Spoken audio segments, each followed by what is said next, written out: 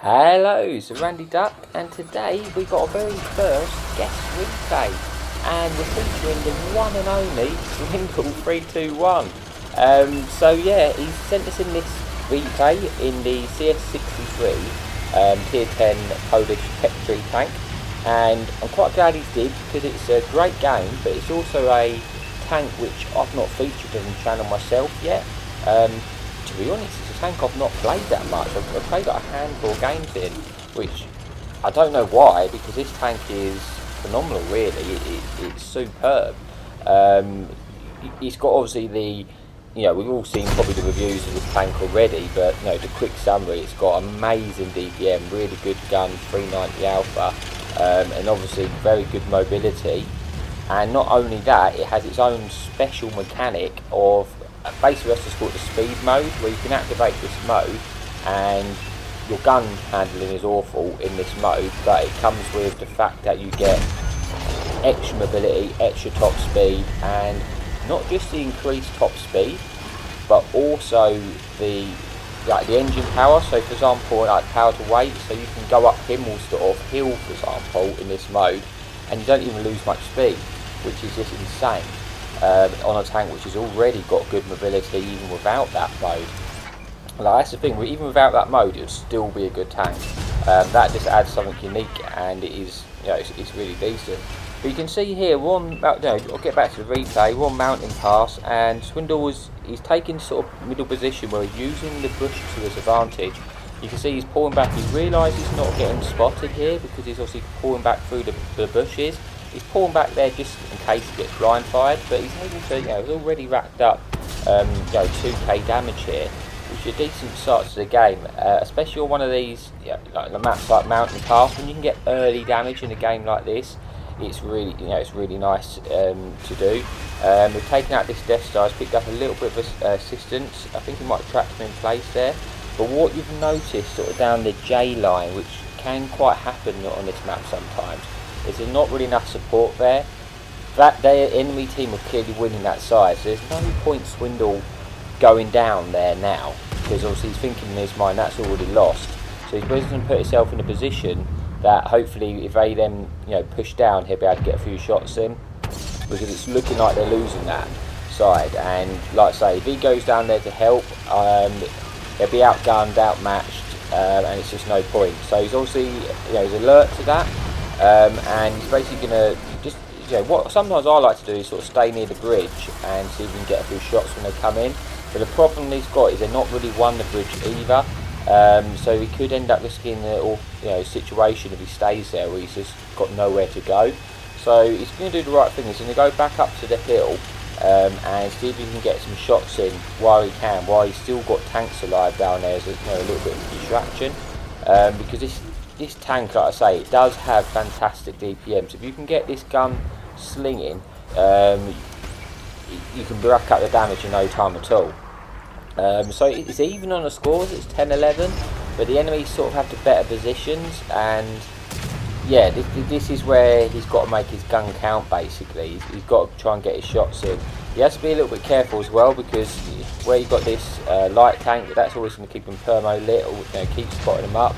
They have 2 fun police in the game, so he could get shot by the fun police here as well. And obviously, if you think he's got shots at, could have shots at him as well. But it's one of them situations where this is the only thing he really could do in this scenario. But you can see there that the enemy 12B came out and he managed to slap a shot into him. I think it's damaged his turret as well, but I think he didn't actually lose any hit points of that. So yeah, it would just sort of, it's just a situation at the moment where it's, like I say, it's even on the scoreboards, but the enemy have the better positions. So he's got to try and use your DPM. He's taking a few shots into the turn, but it's worth it at this stage to get those shots in. You see, that's sort of the fun police I was talking about. Unfortunately, SWINDLE just pulled back, and the fun police missed that shot. Otherwise, that could have been awkward. So he's managed to get a shot into this 1-2B.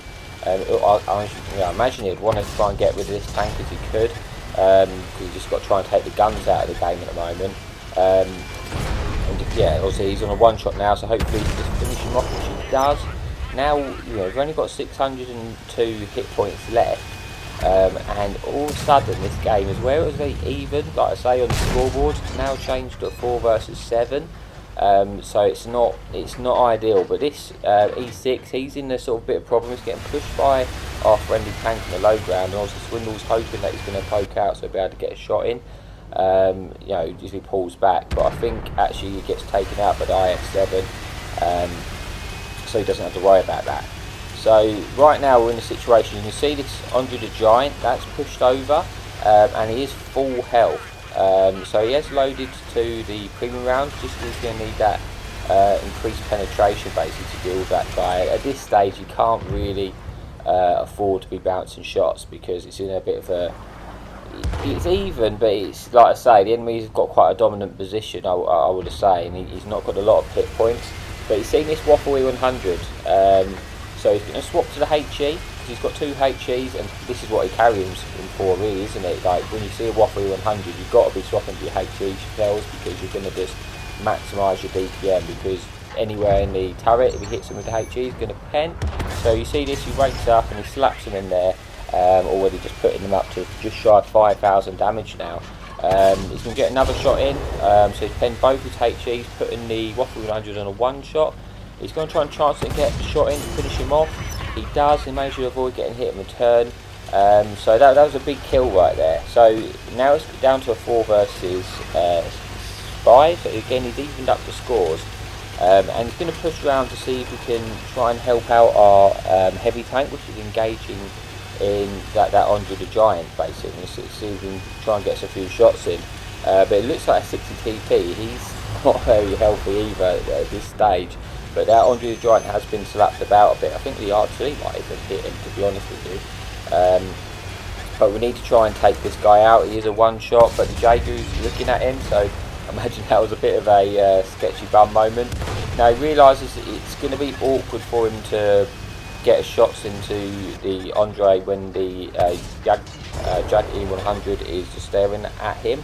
So he's going to try and get a few shots into the grill, but I think then where the 60p was reversing, he had sort of no choice but to go there, and he wants to take out this grill, because if he can take out this grill, then at least that's cleared up one of the angles, because at the moment he's getting sort of having to fight the grill and fight the Jaeger, which is full health, and the Andre the Giant there, which it was not an ideal scenario. But this is where he can use the mobility of the tank. He can swap the mode into the speed mode. Just see how quickly this tank is. Already up to like 70 kilometers an hour is going down there. And that's just the beauty of it, because he knows that he can now come behind where this Andre was, who has actually just now been shotgunned by the artillery. But it does mean he can come behind this Jaeger, which is brilliant. How quickly it gets around the map. That is why this tank is so good, because it is already good. Like, don't get me wrong, this tank, if you didn't have that mode, it still would have been a really good tank. But you add that in it just makes it, it's like that unique feature. So it looks like the Ag Target E100 is going to go around and try and take out the artillery, which he did. So that's now put Swindle in a 1 versus 3 scenario. He's going to try and engage the speed mode again, so he can close the distance, because it's obvious, well, I suspect, you know, at this stage, at Jag E100, he is going to go and sit in the cap. So Swindle can close the distance and manage to get behind him and get like a tracking shot in through the track wheel. Then he's going to be able to get behind him and take him out, hopefully in a position where the front police can't, shoot at him, because they're going to be trying to get shots in. But there is a rocks, and so you might be able to try and hopefully get away with that. So he's coming around the corner, you won't see him, and yes, he's facing the wrong way, which is brilliant. He puts a shot straight into the drive wheel, doesn't manage to track him in place, but he waits patiently, gets him in the drive wheel. Now he's got locked in, now this is his kill. So yeah, that's not going to be a problem. And he takes him out, and now it's in a 1 versus 2, and he's got the opportunity to get, the medal we all want, isn't it? Killing the 2 front police is a very satisfying way to end your game. But you do have to be careful, because sometimes you're getting these scenarios and you're confident because it's 2 artillery, so you're in a good position to kill them.